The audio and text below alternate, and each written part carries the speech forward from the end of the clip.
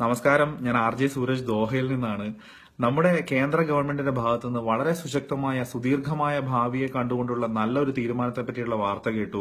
രാജ്യത്തിലെ ജീവജാലങ്ങളെ animal health കാർഡിന്റെ പരിധിയിൽ കൊണ്ടുവരാൻ പോവുകയാണെന്ന് കേട്ടു. അതിന്റെ പ്രാരംഭ പ്രവർത്തനങ്ങൾ എന്നോണം 148 കോടി രൂപ വകയിരുത്തിക്കൊണ്ട് രാജ്യത്തിലെ പശുക്കൾക്ക് ആധാർ കാർഡ് പോലെ ഗോധാർ കാർഡുകൾ കൊടുക്കാൻ പോവുകയാണ് എന്നുള്ള വാർത്ത കേട്ടു. വാർത്ത ശരിയാണെങ്കിൽ ഇത്തരത്തിലുള്ള നീക്കം വളരെ ശ്ലാഘനീയമായിട്ടുള്ള ഒരു നീക്കമാണെന്ന് വിലയിരുത്തേണ്ടി വരും. നല്ല ഒരു തീരുമാനമാണ്.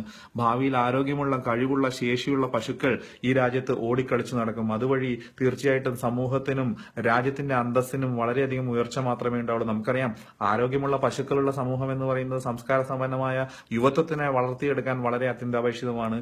അതുകൊണ്ട് തന്നെ ഈ തീരുമാനത്തിന് എല്ലാവിധ അഭിവാദ്യങ്ങളും ഭാവുകങ്ങളും അർപ്പിക്കുകയാണ്. പോരാത്തതിന് ചെറിയൊരു നിർദ്ദേശം എന്നുള്ളതോണം പശുക്കളിൽ ഒതുങ്ങി നിൽക്കാതെ രാജ്യത്തിലുള്ള മറ്റ് ജീവജാലങ്ങളെയും പ്രത്യേകിച്ച് മനുഷ്യനുമായിട്ട് ഇടപെട്ട് നിൽക്കുന്ന എല്ലാ ജീവജാലങ്ങളെയും ഇത്തരത്തിലുള്ള കാർഡുകളുടെ പരിധിയിൽ കൊണ്ടുവരണം എന്ന് അപേക്ഷിക്കുകയാണ്. പ്രത്യേകിച്ച് പട്ടികൾക്കും പൂച്ചകൾക്കും കോഴികൾക്കും താറാവുകൾക്കും വേണ്ടിയിട്ട് ഇത്തരത്തിലുള്ള കാർഡുകൾ, പട്ടിയാർ കാർഡുകൾ, പൂച്ചാർ കാർഡുകൾ, കോഴിയാർ കാർഡുകൾ, നായ്യാർ കാർഡുകൾ, പന്നിയാർ കാർഡുകൾ തുടങ്ങി രാജ്യത്തിലുള്ള ജീവജാലങ്ങളായ ഉറുമ്പിനും ബാക്ടീരിയർക്കും വരെ ഉറുമ്പാർ കാർഡുകളും ബാക്ടീരിയർ കാർഡുകളും നാനോ ടെക്നോളജിയും പീക്കോ ടെക്നോളജിയും ഉപയോഗിച്ചുകൊണ്ട് നിർമ്മിച്ചു കൊടുക്കേണ്ടതുണ്ട് എന്നുള്ള ഒരു എളിയ നിർദ്ദേശം കൂടി മുന്നോട്ട് വെക്കുകയാണ്. പോരാത്തതിന് ഇതേ ഗവൺമെന്റ് ഭരണം തുടരുകയാണെങ്കിൽ അടുത്ത 15 വർഷത്തിനുള്ളിൽ രാജ്യത്തിലുള്ള എല്ലാ ജീവജാലങ്ങളെയും വോട്ടിംഗ് പ്രക്രിയയുടെ ഭാഗമാക്കി മാറ്റണം.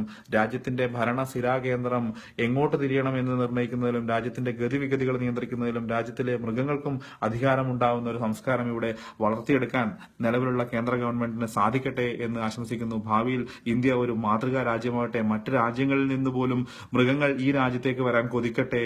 കുടിയേറ്റങ്ങൾ നടക്കട്ടെ. അങ്ങനെ ഒരുപാട് മാറ്റങ്ങൾ ഇവിടെ സംജാതമാകട്ടെ എന്നുകൂടി ആശംസിക്കുകയാണ്. ഇനി നമ്മുടെ രാജ്യത്തിലെ ജീവജാലങ്ങളെ ഇത്തരത്തിൽ സംരക്ഷിക്കുക വഴി ഒരു കാര്യം കൂടി തീർച്ചയായിട്ടും ഉറപ്പിക്കേണ്ടതുണ്ട്. ഇത്തരത്തിലുള്ള ജീവജാലങ്ങളുടെ സുരക്ഷയുടെ കാര്യത്തിൽ ഗവൺമെന്റ് നല്ല ഒരു തീരുമാനം എടുക്കേണ്ടതുണ്ട്.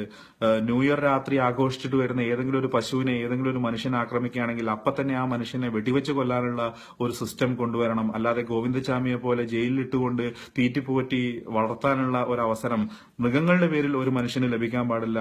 മൃഗങ്ങൾ ആക്രമിക്കപ്പെട്ടു കഴിഞ്ഞാൽ സ്പോട്ടിൽ തന്നെ ആ മനുഷ്യൻ അതിനുള്ള ശിക്ഷ നൽകുന്ന രീതി ഉണ്ടാവണം. അതുപോലെ പൊട്ടിപ്പൊളിഞ്ഞ റോഡുകൾ മനുഷ്യർക്ക് വേണ്ടി മാത്രമായിട്ട് മാറ്റിക്കൊടുത്തുകൊണ്ട് റോഡുകൾക്ക് സമാന്തരമായി മൃഗസഞ്ചാര പാതകൾ എന്നോണം സിന്തറ്റിക് ട്രാക്കുകൾ നിർമ്മിച്ച് നൽകേണ്ടതുണ്ട്. അതുപോലെ ഒഡീഷയിൽ മരണപ്പെട്ട മനുഷ്യന്റെ മൃതദേഹവുമായിട്ട് ആംബുലൻസ് വിളിക്കാൻ കാശില്ലാതെ നടക്കേണ്ടി വരുന്ന മനുഷ്യരുടെ ഗതികേട് ഒരിക്കലും ഒരു മൃഗങ്ങൾക്കും ഉണ്ടാവാൻ പാടില്ല. ഏതെങ്കിലും ഒരു മൃഗത്തിന് അപകടം പറ്റുകയോ മരണപ്പെടുകയോ ചെയ്തു കഴിഞ്ഞാൽ അതിന്റെ ശരീരത്തിലെ സെൻസറും അതുപോലെ തന്നെ GPS ടെക്നോളജിയും ഉപയോഗിച്ചുകൊണ്ട് കൺട്രോൾ റൂമുകൾ തുറക്കുകയും അവിടെ വിവരം ലഭിക്കുകയും ഓൺ ദ സ്പോട്ടിൽ വൈദ്യസഹായവും ആംബുലൻസ് സഹായവും മൃഗങ്ങൾക്ക് ലഭിക്കുകയും ചെയ്യണം എന്നുള്ള ഒരു നിർദ്ദേശം കൂടി മുന്നോട്ട് വെക്കുകയാണ്. അതുപോലെ ഏതെങ്കിലും ഒരു പട്ടി മനുഷ്യനെ ആക്രമിച്ചു കഴിഞ്ഞാൽ നല്ല രീതിയിൽ ആക്രമണങ്ങൾ നടത്തുന്ന പട്ടികൾക്ക് ധീരതയ്ക്കുള്ള പുരസ്കാരം മാസം തോറും നൽകിക്കൊണ്ട് അവയെ പ്രോത്സാഹിപ്പിക്കണം എന്നുകൂടി അപേക്ഷിക്കുകയാണ്.